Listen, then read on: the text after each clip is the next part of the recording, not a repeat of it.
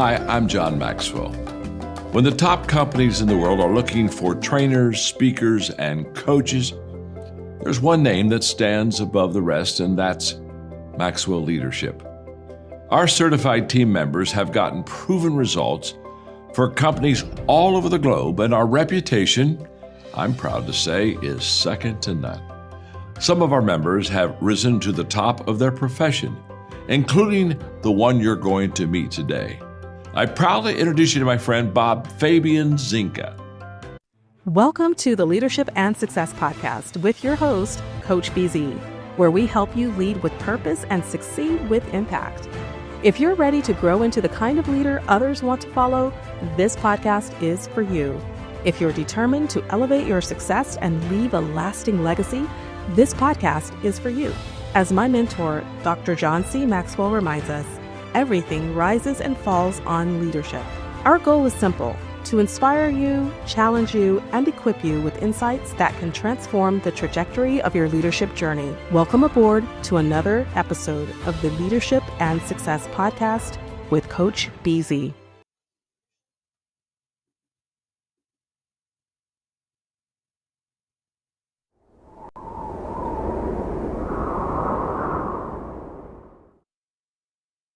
Imagine gaining the leadership skills that could redefine your career.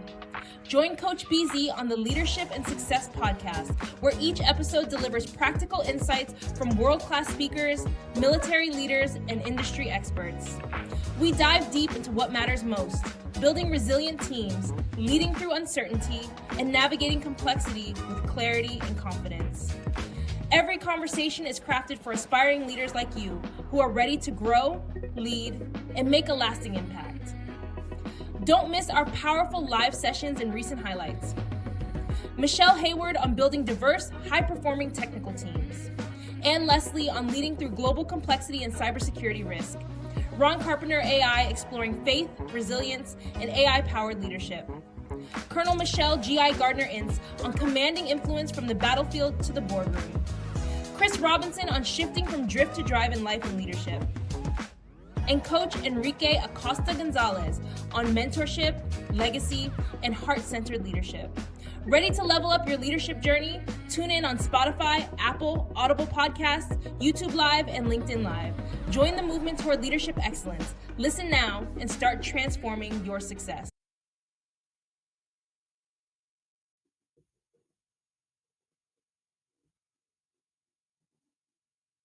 Hello, everyone. This is Coach Busy. Today is Saturday, October 25th. Thank you so much for being with me. Today is going to be a short episode. We're going to be talking about the leadership lesson from Pearl Harbor, the day that should live in infamy. And before I get into it, let's do our moment of gratitude. Every time we meet, we have to be grateful for at least one thing that day. And you guys know the reason why I do this is because in the military, we have a epidemic. About 21, 22 veterans commit suicide every single day. And I believe it's not possible to be suicidal and grateful at the very same time. I know times might be very, very difficult for some of us with the inflation and the unemployment rate and all of that, but I want you to be encouraged and I want you to think about one thing that you are grateful for today. What are you grateful for? So if you would close your eyes, put yourself in your happy place, maybe take a deep breath and think about one thing you are grateful for right now. I think more than anything else, I am really grateful for my community, for my family, for the support I get from my wife, my two daughters, my church family, and my friends. In moments like this, you really shouldn't be lonely and shouldn't be living life alone. Hopefully, you've got the support you need. And I'm also hoping that this podcast, this environment, my platform is a place you can come to and feel supported and validated. So let us know what you are grateful for. Type it in the comment. And also let me know where you are coming from, what city, what state, and which country if outside of the US. And also, if you have a question for me, please type it in the comment. Let me see if I can share my screen really quick. Let's see. Here we go. So you should be able to see my screen here. The podcast today is based on this article I wrote. Let me see. Do you see my screen? I don't think it worked. Let me try one more time. Screen share and share. Here we go. All right, you should see my screen now. So the article I wrote about leadership under fire. Hold on. Why do I see myself twice on the screen? Okay, this is very. Oh, I know why. Let me get rid of this. All right. So, like I was saying, I wrote this article, Leadership Under Fire, and we are going to go through this lesson from Pearl Harbor for modern leader. And 4 years ago, it was the 80th birthday of the attack on Pearl Harbor. I happened to be stationed in Hawaii during that time. That was December 7, 2021. I had written another article back then to celebrate the 80th anniversary of the attack on Pearl Harbor.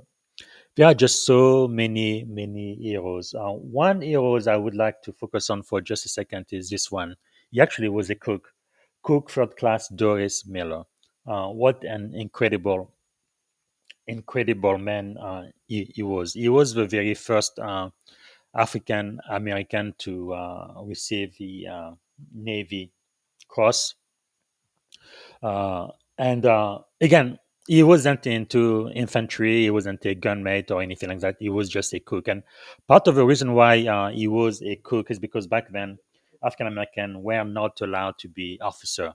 1941. It didn't happen until 1943 with the Golden 13. That's when we had permission from our own government to join the Navy as officers. So back then, African American were enlisted, and for the most part, they were really restricted into waiting, like being a cook, not really be part of the fight, not being pilot, and not any of those other role, not being a surface war officer or anything like that. But anyway, while at the side of his captain on the bridge, Cook Third Class Miller, again, no, is a third class petty officer, so an E4, junior enlisted sailor.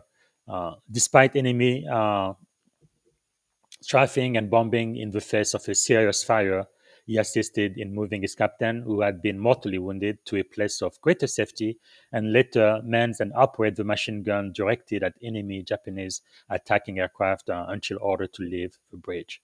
Again, he really wasn't qualified to do that, but he was very courageous and he did it for his shipmate. So, for distinguished devotion to duty, extraordinary courage, and disregard for his own personal safety during the attack on the fleet in Pearl Harbor, Miller was awarded the Navy Cross.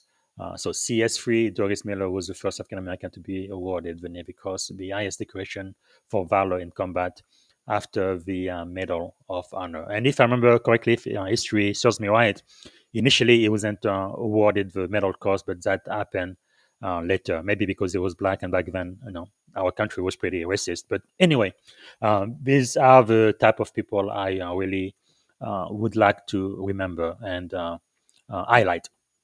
So, what we are going to be learning today are the heroes of December 7, including CS3 Miller, from Rear Admiral Isaac Kidd to Chief John Finn, they all modeled courage, integrity, and the calm in chaos. What President Franklin D. Roosevelt, Day of Infamy speech, can teach today's leader about crisis, communication, and unity. And I will be talking about six timeless lessons from Pearl Harbor that apply today, I believe, in the Navy or in tech or whatever your industry is. Acting on intelligence and foresight, challenging complacency and assumption, leading decisively under pressure, empowering teams to act, communicating with clarity and purpose, and investing in continuous training and preparedness. So I believe these lessons are just as critical today with a defending network from cyber attack or leading teams through complex changes. So I'm going to have my team of AI agent take you through it. It's going to take about 20 minutes or so. Again, While you are watching, write down what you are learning. Let me know the 2 or 3 highlights from this lesson today and where you are coming from, and also what you are grateful for. And if you have a question for me, please type it in the comment.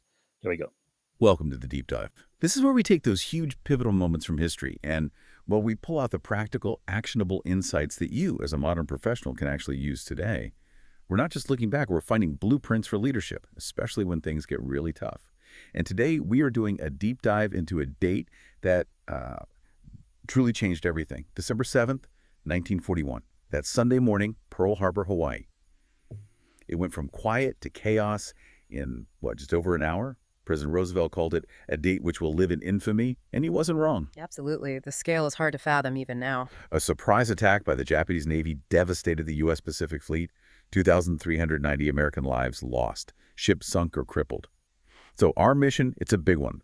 Understand how leaders reacted in that absolute crucible, from the top down to, the sailors on deck. And more importantly, what does that chaos, that complacency, that crisis management teach us today?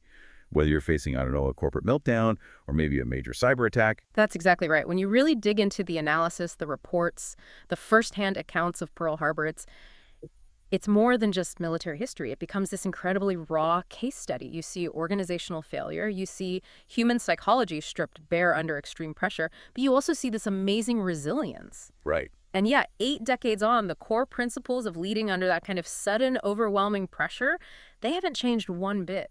We're essentially drawing a line from the smoke and fire on the deck of the USS Arizona, where tragically 11,177 men died almost instantly, right to your modern challenges, your boardroom decisions, your cybersecurity ops center when the alarms go off.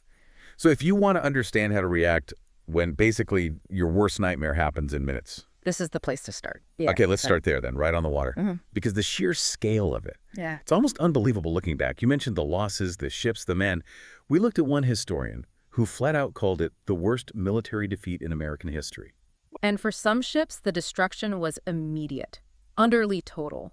The USS Oklahoma, for instance, just capsized within minutes. Imagine being on that ship. I can. And the Arizona. That massive explosion, it wasn't just the terrible loss of life, it was the physical destruction. The heart of the fleet was, neutralized or severely damaged right at the outset. Because they were caught so completely off guard, the normal chain of command, the standard procedures, they just evaporated instantly. Which is why I suppose the stories of individual bravery become so important, right? Exactly. They become the lesson. When the system fails, what happens next? Yeah, this is where it gets really human, I think, and maybe most applicable. Because leadership wasn't just the admirals. It popped up everywhere, spontaneously right in the middle of the chaos. We see these incredible examples, leadership without rank, or people stepping up because their superiors were, gone. It makes you ask, what makes someone do that when the world is literally exploding? It's a mix, isn't it? Partly, it's that inherent human capacity for initiative, for action. But it's also got to be linked to prior training, maybe even subconscious readiness. Look at the senior officers present. Rear Admiral Isaac C. Kidd, he commanded Battleship Division 1, one of the highest-ranking officers killed. The Arizona. On the Arizona, his flagship. The sources say he rushed straight to the bridge to direct the defense.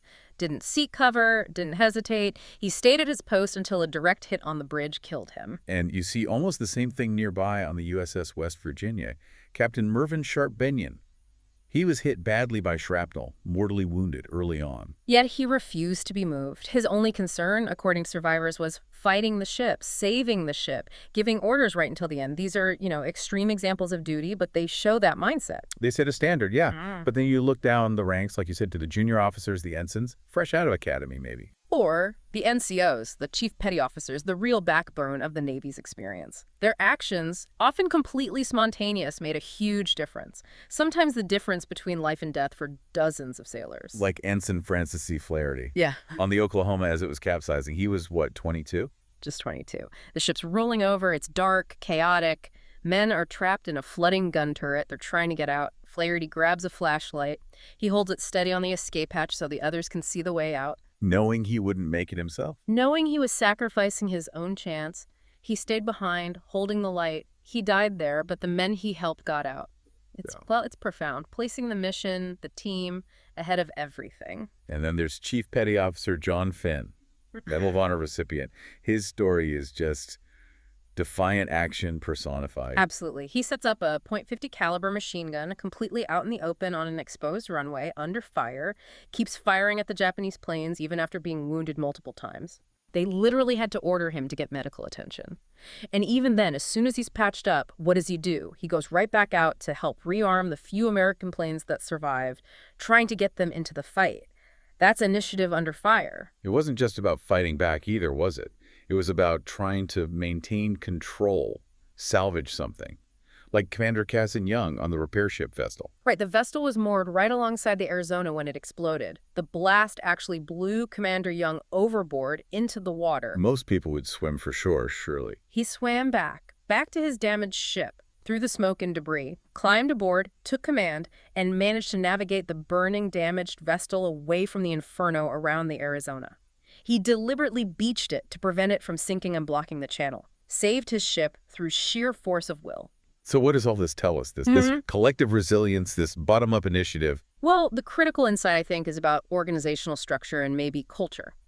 This spontaneous action, from admirals down to chiefs and ensigns, it was essential. It prevented an even worse disaster. When your top command is gone, your communications are out, your plan A is instantly irrelevant, what's left? The people on the ground. Exactly. Organizational survival hinges on whether the people closest to the problem feel empowered, trained, and trusted enough to act without waiting for orders. That makes sense. Yeah. But doesn't the need for that level of heroism also point to a massive failure higher up? I mean, should a well-run Navy need a 22-year-old ensign to die holding a flashlight for others to escape? That's the hard truth, isn't it? The heroism was necessary because the readiness failed, systemically. Which brings us perfectly to the view from the top 4,000 miles away in Washington, D.C., where President Roosevelt is getting the news. Right. So the reports start coming in. What was his immediate reaction? The sources describe initial, audible shock, disbelief. There's an account of him shouting no into the phone when he first heard the confirmation. But crucially, that lasted only moments. And this is where we really see that third lesson starting to form. Maintain composure in crisis. Precisely. Witnesses said he moved past the talk almost immediately, became, as they described him, angry but composed. He didn't fly off the handle. He didn't start pointing fingers right away, which is such a common human reaction to sudden failure, isn't it? Yeah, find someone to blame. Instead, he focused instantly on two things. One, get the facts straight, understand the actual extent of the damage. Two, figure out the path forward. He convened a war council within hours that same afternoon. That poise. Yeah. It's vital. Yeah. Because everyone else is looking to the leader, right? It's a force multiplier. In any crisis, think about a massive data breach today or finding out about major fraud in your company. Your team mirrors your reaction.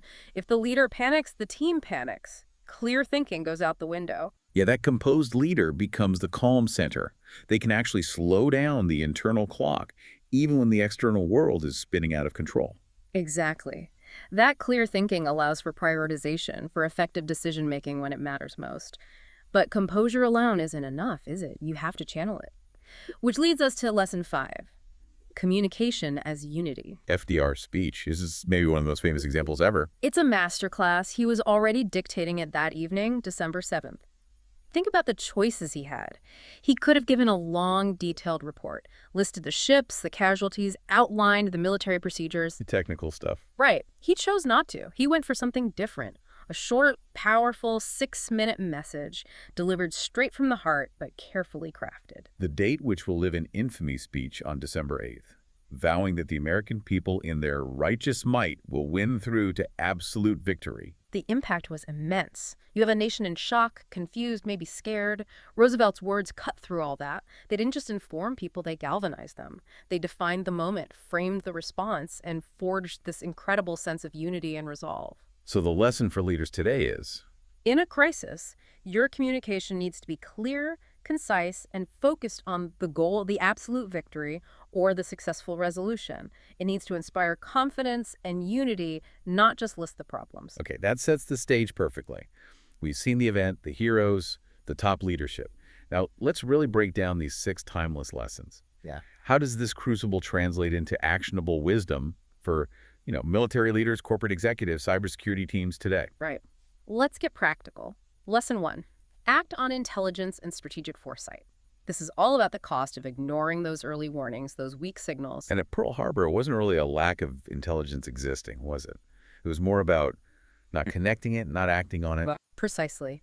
Intelligence circles knew war with Japan was highly probable, maybe imminent. There were diplomatic warnings, signals intelligence, and then most famously, that morning, the Apana radar station picks up a large flight of aircraft heading towards Oahu. A huge blip. But it got dismissed. Why? Because of an assumption, a fatal one. The duty officer was told, don't worry about it. They were expecting American B-17 bombers flying in from California around that time. The Army, running the radar, didn't fully coordinate with the Navy's threat intelligence. That assumption, it must be friendly, guaranteed the surprise was total. So the lesson isn't just get intelligence. It's cultivate that antenna for weak signals. Challenge the dismissal of anomalies. Don't demand perfect certainty before you react, because by then, as Pearl Harbor shows, it's catastrophically too late. You need that prudence. In today's world, that surprise attack could be a zero-day exploit hitting your network, or a competitor making a sudden move that disrupts your market. Exactly. And the failure mode looks like this. Your security system flags some weird outbound traffic at 2 a.m. on a Saturday.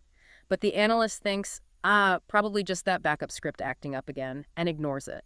That's the B-17 assumption happening right now in organizations everywhere. So you need protocols that say, essentially, investigate first, assume later for certain kinds of alerts. You absolutely do. Especially for high-impact, low-frequency events. Strategic awareness isn't just nice to have, it's fundamental stewardship. You have to build processes that force you to consider, what if this isn't the B-17? Which ties directly into Lesson 2. Challenge assumptions to prevent complacency. This feels like the internal version of ignoring external warnings. It is. It's about confronting those ingrained beliefs within your own organization. Before Pearl Harbor, there was this widespread, almost arrogant assumption that the Japanese simply couldn't pull off such a complex, long-range attack. Admiral Kimmel himself admitted he didn't think it was possible. A failure of imagination, almost. Rooted in complacency. A satisfaction with the status quo, thinking your defenses are adequate because they haven't been breached yet. And remember, the plane's parked wingtip to wingtip. Yeah, you mentioned that. Easier targets for bombs, but harder to sabotage individually. They feared sabotage, an internal threat they understood from World War I, more than a large-scale air attack. The external threat they underestimated. That it can't happen here, thinking blinded them to the most obvious danger. So for leaders today, this means actively looking for those dangerous assumptions in your own team, your own strategy. Constantly. What are your sacred cows? Is your product secure just because you haven't had a major breach?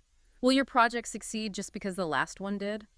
You need to build a culture, and this is hard, where people feel safe, even rewarded, for respectfully pointing out potential flaws, for poking holes in the plan before the enemy does. Like formalizing a red team role, not just for security, but for strategy too. Someone whose job is to argue why this won't work. Exactly. Normalize constructive dissent. Complacency thrives in silence and unchallenged consensus. It's the enemy of readiness. Okay. Now, back to the moment of crisis itself. Lesson 3. Lead decisively and maintain composure. We saw FDR, but let's revisit the chaos on deck. Lieutenant Commander Samuel Fuqua on the Arizona, his example is just textbook.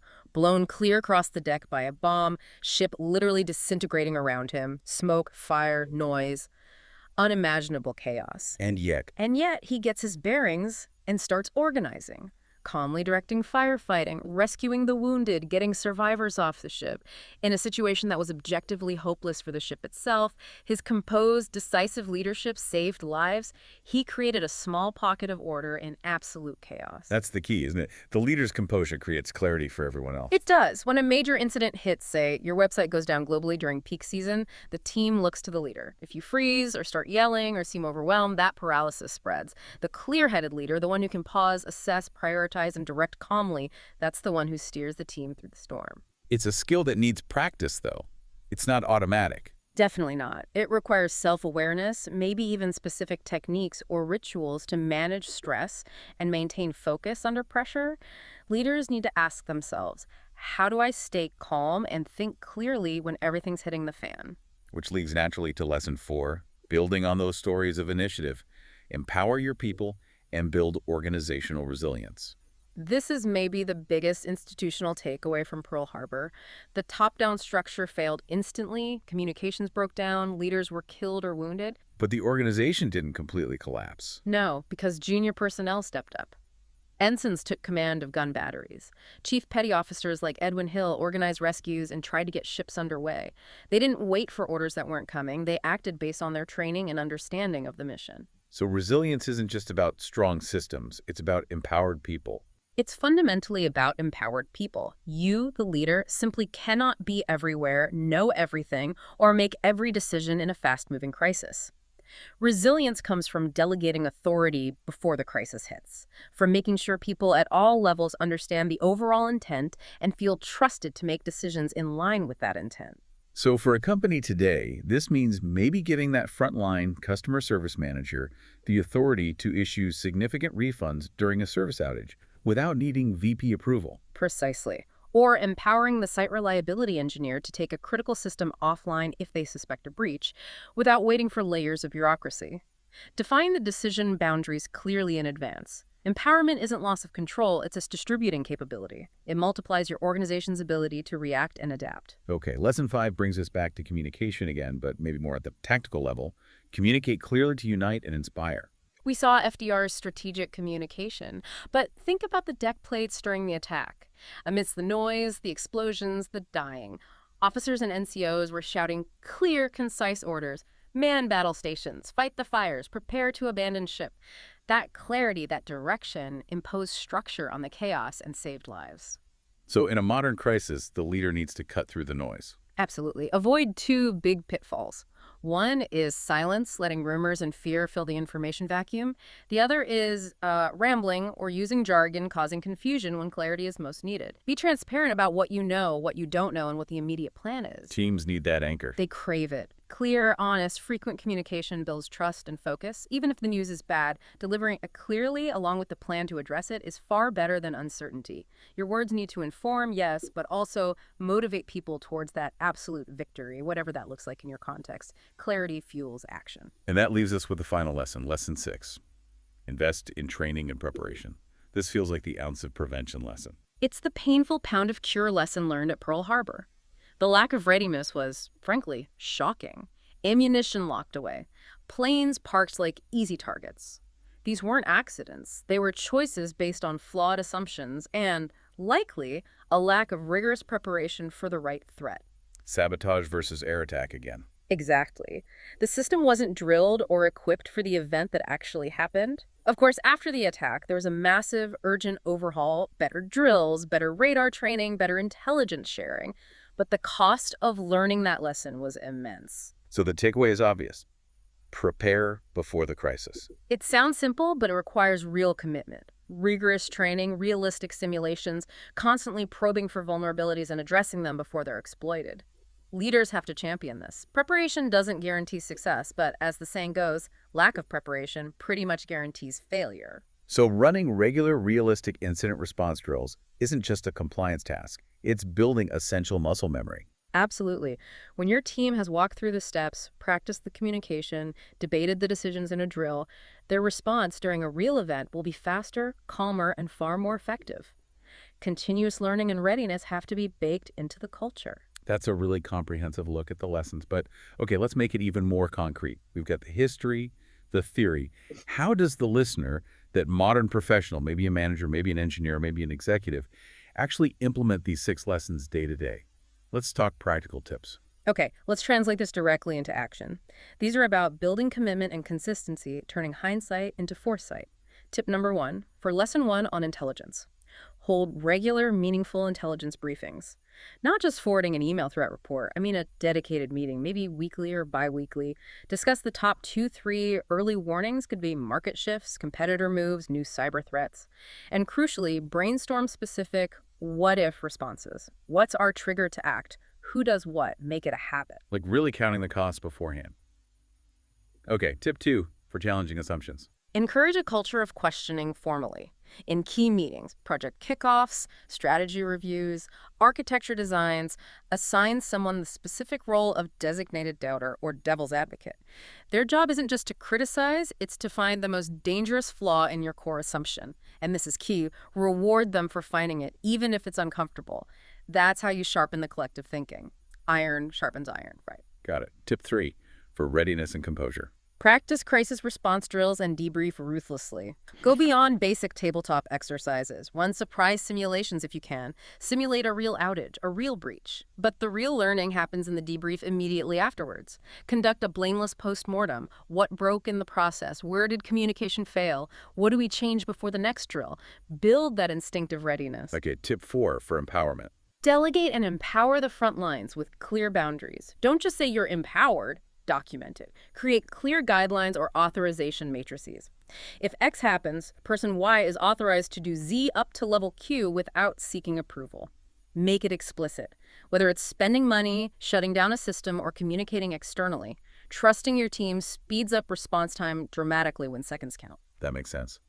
Tip 5 for communication. Communicate with intent and empathy, especially in crisis. Lead with the key message, what happened, what we're doing, what it means for them. Be upfront about challenges, but frame it constructively. Your tone matters hugely. Aim to build confidence and focus, not fear. Remember, the goal is to build up, not tear down, even when delivering tough news. And the final tip, tip 6 for training. Commit to continuous training and cross-training. Make training an ongoing cultural value, not just an annual HR requirement. Update the skills constantly.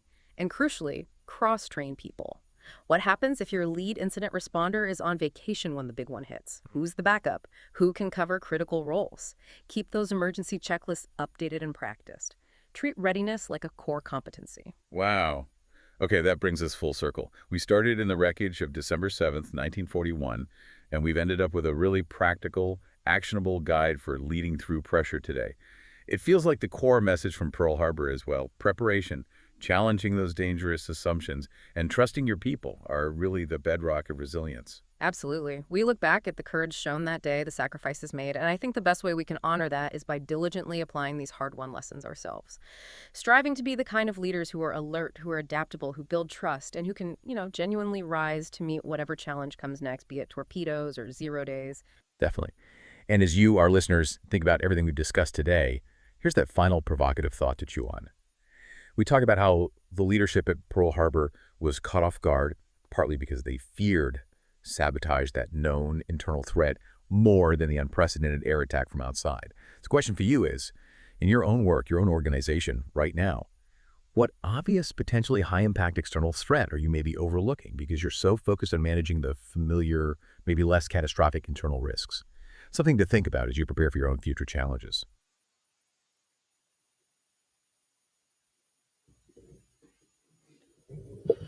All right, thank you so much for joining me today. I don't see any question on LinkedIn or YouTube, but I would be very much interested in knowing what are your free takeaway from the podcast episode today, and what insight uh, did you learn, and how are you going to put it in practice this week? All right, so this is it for today. I'm going to be back tomorrow for a 10-minute AI recap of this podcast. So tomorrow is Sunday. And then next week, I believe on Monday, I am going to be having a leadership conversation with a cybersecurity leader all the way in England. His name is Maman Ibrahim, cyber resilience architect, AI risk strategist, and board advisor. Uh, so let's join me if you can, and also on Tuesday I'm gonna be talking with Coach Renata Bernarde, award-winning career coach, originally from Brazil, now resident in Australia. She's the host of the Global Job Hunting podcast. You don't want to miss this. And then on Wednesday, I am going to be meeting with two people. First, with Valerie. She's a MPA, LinkedIn top voice, career coach, Coach Valerie Martinelli. That's going to be on Thursday morning. And then in the afternoon, I am so glad and so looking forward to speak with my shipmate, Lieutenant Commander Amy Forsyth, U.S. Navy retired.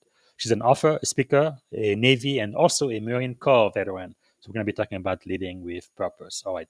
You don't want to miss it. It's going to be really busy this week. And thank you for being with us. Until tomorrow, have a wonderful weekend. Bye. Bye, everybody. This is Coach Busy. Thanks for watching. Until next time, don't forget to like, comment, and share. Thank you for tuning in to the Leadership and Success Podcast with your host, Coach BZ. If today's episode added value to your leadership journey, be sure to subscribe, share, and join us again for more wisdom nuggets on how to lead better and achieve greater success. Remember, leadership is the most critical skill of our time. The world will always need leaders to inspire others, drive innovation, and execute meaningful strategy. So why not count yourself among the bold leaders shaping the 21st century? Until next time, stay inspired, stay committed, and keep leading with excellence.